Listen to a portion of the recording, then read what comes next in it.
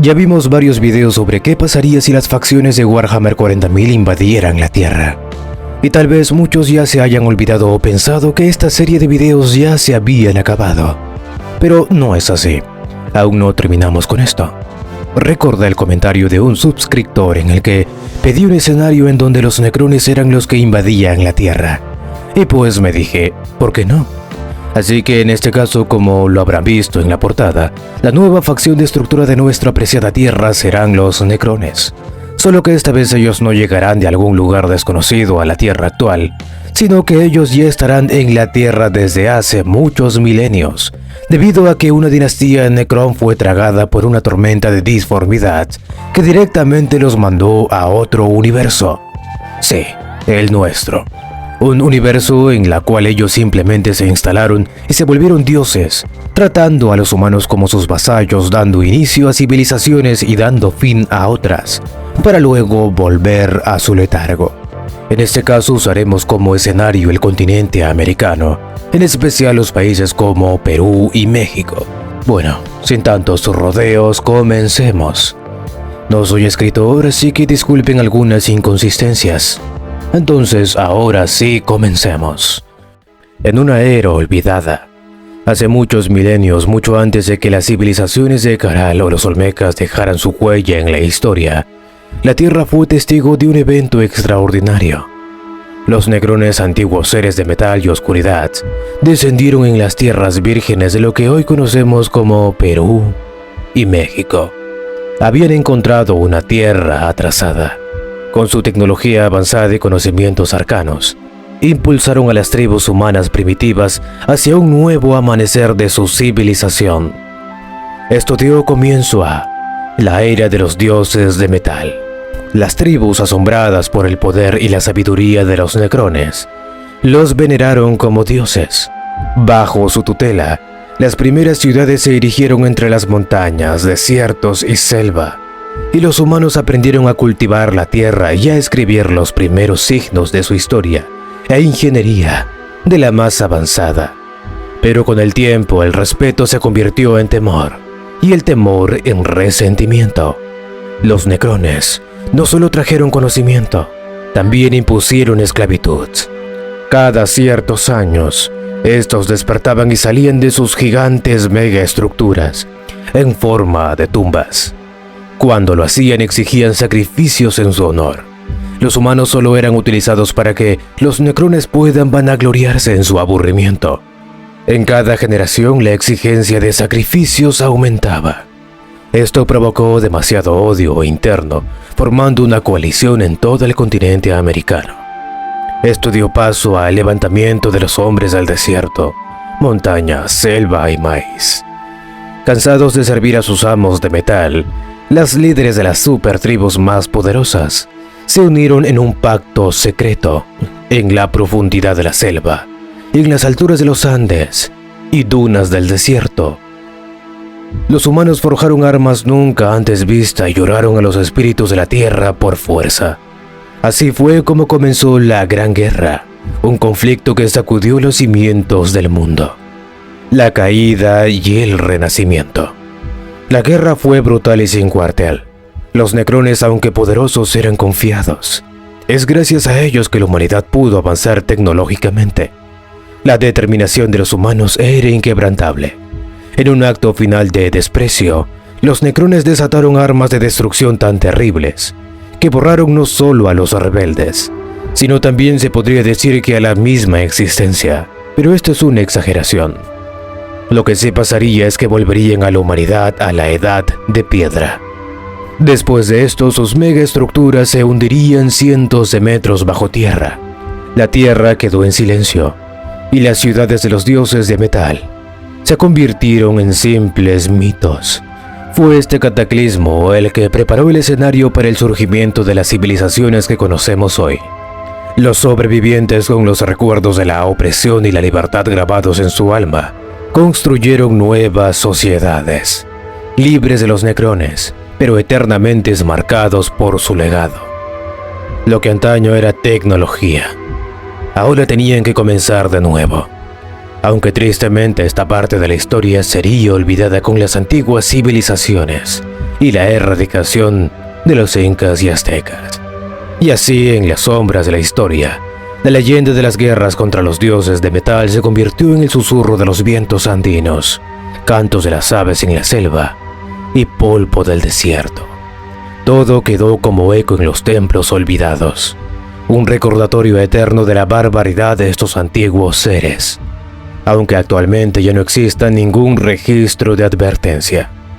Al menos, esto por ahora. Actualidad, Centro de Arqueología del Perú.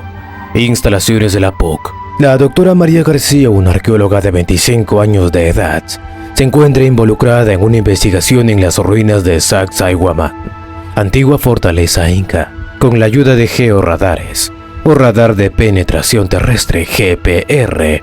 Habían encontrado una estructura extraña debajo de la fortaleza de la ciudad de Cusco, antigua capital del gran imperio inca.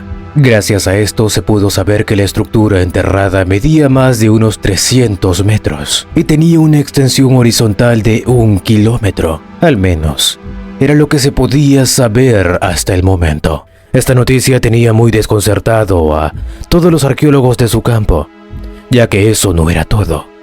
También se habían encontrado en las excavaciones tabletas de un material extraño y con escritura. Además, su arte no tenía nada inca o pre-inca. Justo ahora la arqueóloga está dando una conferencia sobre sus hallazgos. Y dice, varias misteriosas tabletas de metal con inscripciones totalmente desconocidas fue descubierto en mis excavaciones, en las ruinas de Sacsayhuamán.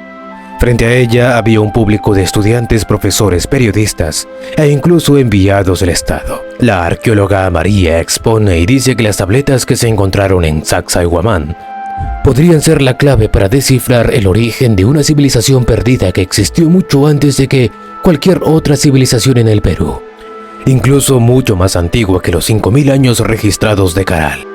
El público murmura con interés. María continúa con su exposición y dice que según los primeros análisis de datación relativa de su equipo, la tableta tiene más de 10.000 años de antigüedad. Además, las inscripciones no se parecen a ningún otro sistema de escritura conocido, lo que sugiere que se trata de un lenguaje único y complejo, de una cultura perdida tal vez. Y por ahora descifrar estas inscripciones era de principal interés. El público escucha con admiración. María dice, nuestro equipo está trabajando duro para traducir el mensaje de las tabletas. Esto podría contener mucha más información sobre lo que realmente eran los incas, así como sus costumbres, creencias y lo más importante, sus conocimientos ancestrales. Se podrá saber por fin la realidad de la historia de las antiguas civilizaciones de la nación. Lo que nosotros conocemos no fue más que una vaga parte de nuestra poca comprensión. El público se emociona con expectación. Si logramos descubrir el secreto de la tableta, podríamos cambiar la historia y revelar una nueva perspectiva sobre nuestro pasado, que influiría a nuestro futuro. El público aplaude con entusiasmo. María se va sonriendo con orgullo. Instituto Nacional de Antropología e Historia. México. Centro de Arqueología.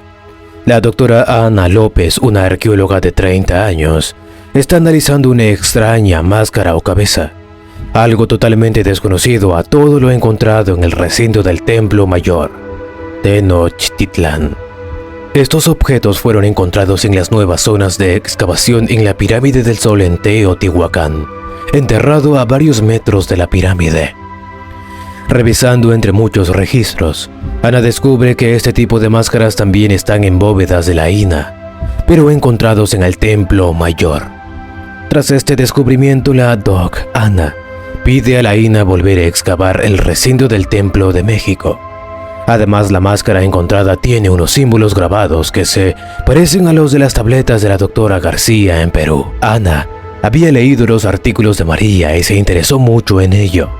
Días después, Ana se contacta con María y la llama. Hola María, te llamo porque creo que tenemos algo en común. La doctora Ana le cuenta que ha encontrado una máscara con unos signos que no ha visto nunca en su vida en todos sus años de experiencia. Además, este objeto es muy similar a los de la tableta encontrado por ti. Además, parecen el mismo material. María le pregunta dónde fue que lo encontró. Ana le dice que fue en Teotihuacán y el Templo Mayor, y que espera que las excavaciones se retomen después de su culminación en 1982. Esto es una de las piezas más antiguas y raras que he visto de entre las culturas mesoamericanas. Más antigua incluso que los 3000 años de la civilización olmeca. María le dice que es increíble y que esto podría ser la prueba de que existe una conexión entre las dos civilizaciones. Algo mucho más antigua que incas, aztecas, carolinos o olmecas. Aunque esto sea realmente extraño, Ana cree lo mismo y es por eso que quiere que ambas trabajen juntas. Y le dice: creo que podemos descifrar el código o el lenguaje que representan estos símbolos y encontrar la verdad. Sobre todo, cómo es posible esta conexión a pesar de la diferencia de años y la distancia. Entonces María le dice que si podrían verse en 2 días para investigar mejor estos descubrimientos. Ana acepta. 2 días después, Ana y María logran reunirse. Hablan del tema y logran avances significativos. María le dice que planea hacer una excavación el 5 de abril y ver lo que se oculta dentro de la fortaleza de Sacsayhuamán. 5 de abril del 2024. La excavación se dio con total normalidad. Los obreros se preguntaban el por qué estaba tan profundo este lugar. El aburrimiento era fuerte. Con el pasar de las horas, se escucha un grito de euforia a lo lejos. ¡Por fin!, gritaron. Muchos miembros del equipo corrieron hacia la excavación. María y Ana no se quedaron atrás y reaccionaron con satisfacción. 7 de abril del 2024. Pasaron días y lograron desenterrar más la pirámide. El equipo también pudo estudiar la pirámide a plenitud. Tras esto, los resultados simplemente dejaron a todos en el laboratorio desconcertados. Los datos revelaron que dicho material no es de este planeta. Además, los resultados muestran que el material es mucho más antiguo que los 10.000 años estimados. Esto fue una noticia realmente sorprendente como también tenebrosa. Los días pasaron y se preparó un equipo de exploración para ingresar a la pirámide. María y Ana, por supuesto, estaban allí. Ellas querían ser las primeras en entrar al lugar. Después de todo, es su investigación y no querían perdérselo. Además, todo un equipo de prensa nacional iba a estar al pendiente de lo que se pudiera encontrar. Lo que no imaginaban es que esa alegría se convertiría en tristeza, desesperación y terror. Luego de unos 50 metros de ingresar, ya veían las mismas inscripciones encontradas por María. Ana dice que definitivamente este lugar era lo que buscaban. Se harían más reconocidas después de esto, pero más allá de eso no encontraron más que caminos vacíos y túneles que solo llevaban a lugares inciertos. No podían adentrarse más sin el equipo necesario. Así que pasaron las horas, ya se hacía tarde, y el equipo tenía que volver. Pero el retorno solo era el inicio de los problemas. Habían hecho algo que los antiguos pobladores cometieron: ingresar a un lugar que no les pertenece. Uno de los arqueólogos vio algo moverse entre las paredes. Sus compañeros solo se rieron de él diciendo que eso es imposible, ya que es difícil que exista algo vivo en este lugar. Esto estaba enterrado durante milenios, dice María. Es tu imaginación, Javier, le dicen, entre risas. Sí, debe ser eso, responde Javier. Tras unos minutos, la risa se apaga. Otro compañero también llegó a ver la silueta de una pequeña criatura acercándose. Los minutos pasaron y después los vieron todos. María, la líder del equipo, grita pidiendo a todos correr hacia la salida. Javier, en su desesperación, saca un arma y dispara contra esos pequeños insectos. Todos se sorprenden, no esperaban que estuviera armado. Pero gracias a esto, el equipo es perseguido por cientos de bichos extraños. Uno a uno los miembros del equipo iban siendo capturados para luego ser ejecutados. El temor en la expresión de los pocos supervivientes se volvían más y más terroríficas. Arañas nos atacan, gritan por el comunicador. Intentan comunicarse con el exterior, pero es imposible. Muchos terminan pereciendo. Estas criaturas son las llamadas arañas canópticas. Estos insectos robóticos son los autómatas construidos por los necrones para dirigir el mantenimiento y la defensa de los mundos necrópolis durante su milenario letargo en éxtasis. Estas arañas habían detectado a estos intrusos y procedieron a enviar cientos de escarabajos canópticos a deshacerse de estos parásitos. El trabajo de los escarabajos consiste en deshacerse de la materia orgánica y la no orgánica para convertirlo en energía pura. Esta energía luego es cosechada y transformada en materia para hacer reparaciones a toda la ciudadela, creando nuevas estructuras, nuevos escarabajos e incluso nuevas necrópolis. Tristemente, estos arqueólogos solo sirvieron como material de reparación.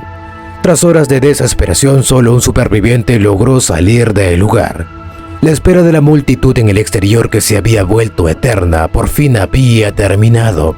Lo que debería ser un recibimiento de felicidad se terminó convirtiendo en uno de preocupación y miedo. Los paramédicos fueron al rescate y preguntaron qué fue lo que había pasado, ya que no respondían por el comunicador. Esperaban alguna respuesta, pero solo recibieron gritos de tormento. El líder supremo por fin había despertado, y solo esperaba entender qué eran esas criaturas que ingresaron a su necrópolis mientras dormía. Mucho tiempo no pasó para que el Necrón recordara que estos animales eran los llamados humanos. No los había olvidado a pesar del tiempo, aunque para él eran distintos comparado a los humanos de antaño, ya que parecía que habían avanzado en su tecnología a pesar del reinicio de hace milenios. Pero debía de entender a la humanidad mejor si quería saber todo lo que se había perdido. No pasó mucho tiempo para que sucediera esto, ya que gracias a sus espectros canópticos lo lograría. El Necrón simplemente necesitaría enviar muchos de sus espectros canópticos a una órbita satelital para redirigir toda señal humana a su base de operaciones. Además, para el líder Necrón, hackear el Internet global no sería algo complicado. Incluso sería capaz de descargar toda la información humana existente en cuestión de segundos o minutos. Tampoco dudaría en usarlo para destruir el mundo o manipularlo a su conveniencia, y en este caso sería lo primero. Igualmente, esta vez la humanidad lo pagaría realmente caro. Estas señales extrañas atraerían muchas miradas. Las agencias de seguridad de Europa, China, Rusia y USA buscarían saber qué es lo que pasa, ya que esta señal por obvias razones no sería indescifrable. Por supuesto, la humanidad no es tonta. Los líderes actuales ya sospecharían, las agencias encontrarían una señal que provoca interferencias y cosas por el estilo. Por ende, deducen que el mundo está pasando por un ataque de cibersubversivos masivos o algún tipo de ataque alienígena yendo a extremos. Pero el Necrón, al interceptar toda señal, ya lo sabría todo. Cada uno de los movimientos serían detectados. Obviamente esto sería un gran problema para el Necrón, pero aún así poco le importa, porque lo que más quiere es ver sufrir a la humanidad. Es así que decide destruir toda comunicación. Al destruir todo satélite, el Internet, el sistema financiero, el GPS, los sistemas de comunicación, la cooperación internacional, la detección de misiles, reconocimiento, las redes eléctricas y la detección de fenómenos naturales, pasan a ser controlados por el Necrón para luego ser destruidos. Sin embargo, esto no sería todo para el Necrón. Miles de escarabajos serían enviados a destruir los cables de Internet submarinos y las zonas agrícolas del mundo. Miles y miles de escarabajos viajan en cuestión de días destruyendo las zonas agrícolas de Sudamérica, Norteamérica y del mundo en general. Los ciudadanos de los países más subdesarrollados terminarían perdiendo el juicio debido a la falta de alimentos. Se desatan huelgas masivas y Latinoamérica es parte de ellos. Tras estos ataques, la población entra en pánico total. La histeria se apodera de todos. Se crean saqueos, disturbios y mucho más. Lo que no esperaban es que esta ola de horror no sería más que el inicio. Destruir las zonas agrícolas no afecta, al menos a mediano plazo, a los países del primer mundo gracias a sus reservas. Además, los líderes podrían ocultar esta información. Es por eso que los espectros son enviados a esos países para desatar el terror. Esta podrida masacre a la población civil atraería a los desolladores, que se unirían al baño de sangre. La TAM tampoco se salva de esto. La policía no parece que pueda lidiar con seres que desaparecen del mismo espacio-tiempo. Ese cuento viejo en donde se dice que los espectros eran psicópatas Necrontyr no solo era un cuento después de todo. Así que después de estas pequeñas jugueteadas, el Necrón procede a activar los protocolos de despertar. Ya era el momento. Terremotos se producen en casi toda América. Cusco y Ciudad de México tiemblan aún más por las estructuras que emergen destruyendo todo a su paso. Miles y miles de vidas inocentes se pierden en este desgarrador acontecimiento. La policía y los encargados de la defensa civil tratan de evacuar a toda la gente que está siendo afectada. Al día siguiente, la evacuación en Cusco y en varios distritos cercanos se da en tiempo récord. En CDMX la situación no es tan diferente, pero el terror se apodera de las calles, entre edificios destruidos y familias llorando sus pérdidas. Tras unas horas al atardecer, el ambiente se vuelve tétrico. Las estructuras comienzan a brillar con un verde muy fluorescente. La labor de los rescatistas lastimosamente se ve interrumpida. Con el pasar de las horas, el brillo de las estructuras se vuelve más extrema. Luego empiezan a salir miles y miles de seres humanoides robóticos.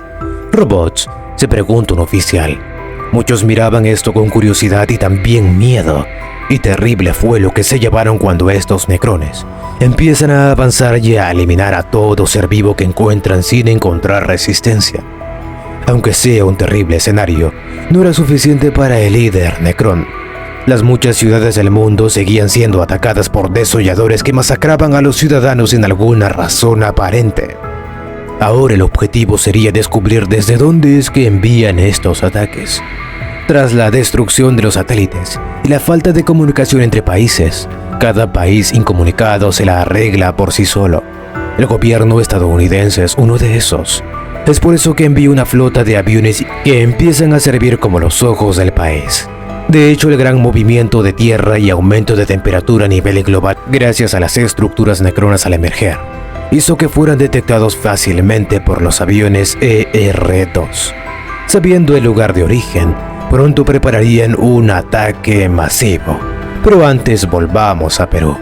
Los supervivientes que decidieron no evacuar corren desesperados por su vida, pero no sirve de mucho, ya que son desintegrados. La movilización del ejército se da. El gobierno no puede responder a tiempo debido a la comunicación limitada, pero cuando lo hacen ya es demasiado tarde. Aún así, con el fin de detener esta amenaza, miles de soldados de infantería llegan en blindados y camiones rodeando Cusco. Luego rápidamente comienzan a disparar contra estos guerreros de metal. Después de minutos, todos se ven sorprendidos al notar que los disparos no causan ningún efecto a estos monstruos. La munición del Galil 5,56 x 45 milímetros simplemente rebota en el cuerpo de estos seres. Toda contención es insuficiente, y cuando los necrones responden llega el apocalipsis. Los rifles Gauss de los necrones reducen a los soldados a la nada, molécula a molécula, descomponiéndolos en átomos constitutivos en cuestión de segundos. E incluso los blindados de transporte son reducidos a escoria con varios de sus ataques. Los escarabajos y nanoescarabajos canópticos se dirigen a gran velocidad a todo soldado y vehículo para eliminarlos. Al consumir tanta energía trajo más escarabajos creando un enjambre de escarabajos canópticos, que es a la vez controlado por las arañas canópticas, que no hacen más que crecer formando enjambres masivos, que a su vez no hacen más que consumir y duplicarse. Los soldados no saben ni a qué apuntar gracias a la velocidad de estos bichos, y cuando lo logran ya es muy tarde. Este escenario lastimosamente no es único y se repite en México. La infantería llega en blindados y el fusil FX-05, un arma de calibre 5,56 x 45 milímetros, es inútil contra los necrones. Debido a esta tardía reacción, los necrones avanzan sin oposición, tomando poco a poco toda Ciudad de México y expandiéndose hacia todas las direcciones. Los blindados 6x6 ERC-90 Lynx y la artillería luchan por detener estos avances y logran hacerlo, pero esto por tan solo poco tiempo, ya que los necrones se vuelven a regenerar para continuar con su masacre. El enjambre de escarabajos también es algo imposible de detener. Claro, esto sin antes desplegar a cientos de pilones centinela en sus megaestructuras y posiciones que vayan tomando, incluso hasta llegar a las costas. Estos pilones cumplen la función de apoyo de artillería táctica y unidades de defensa. Son completamente autónomos, se autorreparan, son autosuficientes y son capaces de una buena movilidad en el campo de batalla. Este sistema de armas comúnmente tiene montado un cañón de disrupción molecular de haz continuo de muy largo alcance. Podríamos calcular de manera no oficial que tiene un techo de más de 100 kilómetros y un rango de detección de más de 200 kilómetros. Estos aparatos sin duda eliminarían cualquier caza, bombardero, tanque o buque que entre en su rango. Los F-5 Tiger y los PC-7 serían delegados para ataques aéreos, pero son destruidos. Con el pasar de los días, México es sometido a ECAE. Los espectros y espectros canópticos y desolladores habían hecho su trabajo. Y las masacres, la eliminación de bases militares y bases de suministros pegaron demasiado. Pero volvamos a Perú. En plena batalla, el sargento Miguel pide apoyo aéreo y más refuerzos, ya que esta situación se le está saliendo de las manos. Está perdiendo hombres como hormigas. El sargento dice que con tan solo un toque del rayo verde que esos monstruos disparan, desintegran a sus soldados y simplemente desaparecen. El alto mando ordena evacuar la zona en cuanto el avance enemigo se expanda. Ordenan una serie de bombardeos con los Sukhoi Su-25 A-37 Dragonfly y helicópteros Mi-25D. Esto a la ciudad y a los guerreros necrones. Tras muchos minutos, los cazas llegan y disparan todo lo que tienen. Las explosiones son magníficas, pero tristemente no logran completar su misión por los pilones Centinela. Imposible, grita el sargento ubicado en una zona de trincheras improvisada. La necrópolis acelera su salida, desenterrándose más y más, siendo los obeliscos reactivados. Si un avión enemigo o misil se acerca demasiado a su zona de detección, el obelisco se eleva en el aire y desencadena un pulso que es capaz de partir en dos a cualquier nave. Claro, esto si no es derribado antes gracias a sus esferas Tesla. Una vez que los cielos estén despejados, el obelisco actúa como una pieza de artillería móvil capaz de atacar cualquier objetivo, utilizando su pulso gravitacional contra las fuerzas terrestres enemigas, e inutilizando cualquier sistema de los vehículos terrestres. Miles de guadaña de la muerte son enviados a eliminar enemigos aéreos y terrestres. A diferencia de la mayoría de las fuerzas empleadas por los necrones, los guadaña de la muerte funcionan de una manera muy independiente. Incluso es capaz de usarse atmosféricamente y fuera de ella. Además consta de un cerebro avanzado como piloto que es capaz de simular billones de estrategias posibles en el lapso de unos pocos nanosegundos. Cualquier tipo de estrategia de combate de un piloto humano simplemente es pronosticado y luego el caza es eliminado. Esta primera oleada se utiliza para sembrar el máximo terror y la confusión entre las fuerzas que buscan solo sobrevivir. Pero incluso antes de soltar un solo disparo, el sistema de propulsión de estos cazas necrones hacen uso del propulsor repulsor. Este propulsor libera un gemido extremo que es capaz de volver loco y catatónico a quien lo escucha, llevándolos a la locura extrema, provocando verdadero pánico entre cualquier piloto. De hecho, la infantería también se ve muy afectada y llevada a la locura, al punto que la víctima se daña a sí mismo. Las víctimas se desploman y sufren alucinaciones de sus camaradas muertos, devueltos a la vida carcomida por los gusanos. No es de extrañar entonces que muchos soldados, inclusive veteranos, arrojen sus armas y se entreguen a la muerte o incluso huyan. Aún así hay valientes que aguantan este horror. La contención de estos monstruos es de vital importancia y esperan ser de ayuda aunque sea lo último que hagan. Es así como el ejército hace uso de artillería tipo 90B.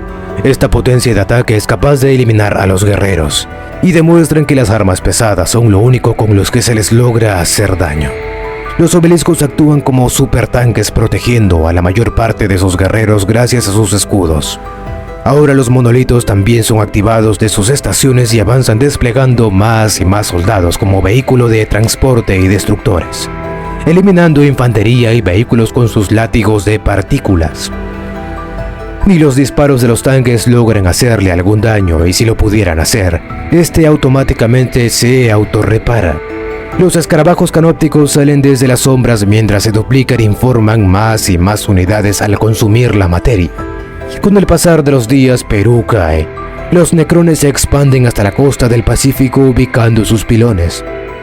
Además, estos avanzan a todas las direcciones y Latinoamérica termina cayendo en batallas que duraban más de 24 horas sin algún tipo de descanso u oportunidad. Estados Unidos, ya alertado y preparado por esta invasión, Forma la mayor resistencia del continente y bloquea su frontera con México con trincheras, tanques y artillería pesada. Al momento de enterarse la ubicación de los alienígenas, habían rodeado el Pacífico con una gran flota. Comienzan una serie de bombardeos en todo Latinoamérica. Lastimosamente, estos ataques hacían más daño a la población superviviente que los mismos necrones. Piensan que están ganando debido a la inactividad, pero eso no es más que su simple percepción. En su mayoría los misiles eran detectados y eliminados por los pilones y los obeliscos ubicados en la costa. Incluso algunos barcos eran destruidos si se acercaban demasiado y entraban en su zona de detección. Tras la inactividad, el resto del mundo pensaría que es una victoria, pero no es así. Tras el paso de los días, los necrones llegan a la frontera estadounidense agarrándolos por sorpresa. Los Estados Unidos disparan con todo lo que tienen. Los aviones de ataque tierra Thunderbolt A-10 disparan sus cañones rotativos de 30 milímetros a los guerreros necrones. Pero para eso están los obeliscos.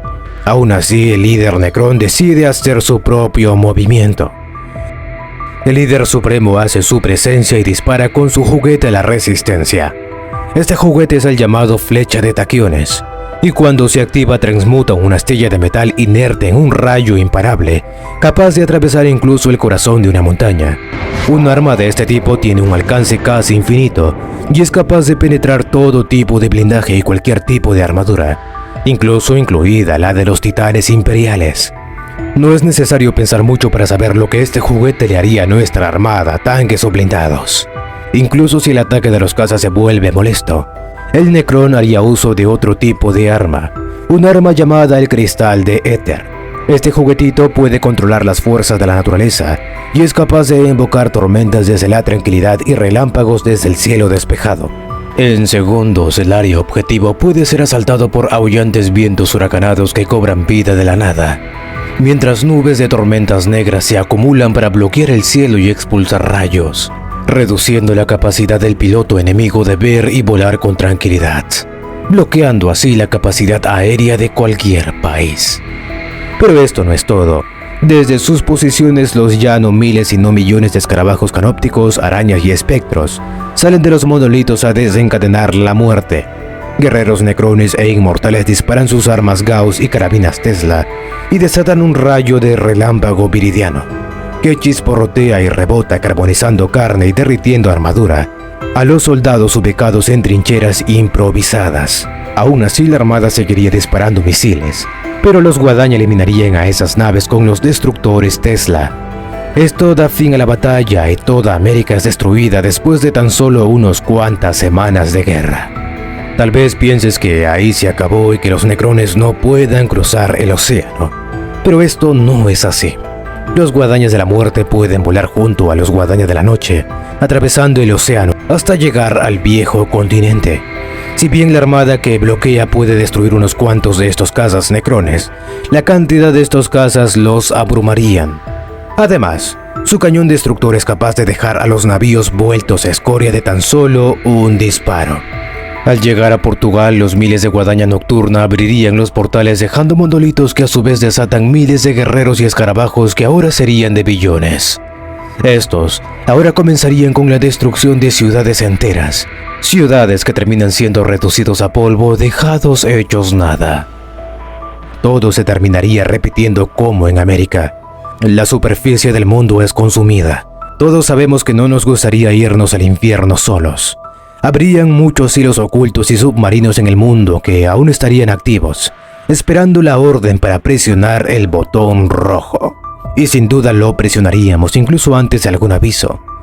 Pero aquí entra una cuestión. Los centinelas serían capaces de detectar estos disparos y los harían explotar antes de que siquiera toquen tierra. Y por si esto fuera poco, estoy seguro que los necrones tienen un dispositivo llamado Nuclear Damper. Esta tecnología evita que exploten las armas nucleares al proyectar un campo de fuerza inhibiendo cualquier artefacto nuclear que esté en su rango. Entonces, a pesar de nuestra resistencia terminaríamos siendo exterminados. Tal vez los que hayan visto la película El día que la Tierra se detuvo puedan entenderlo mejor.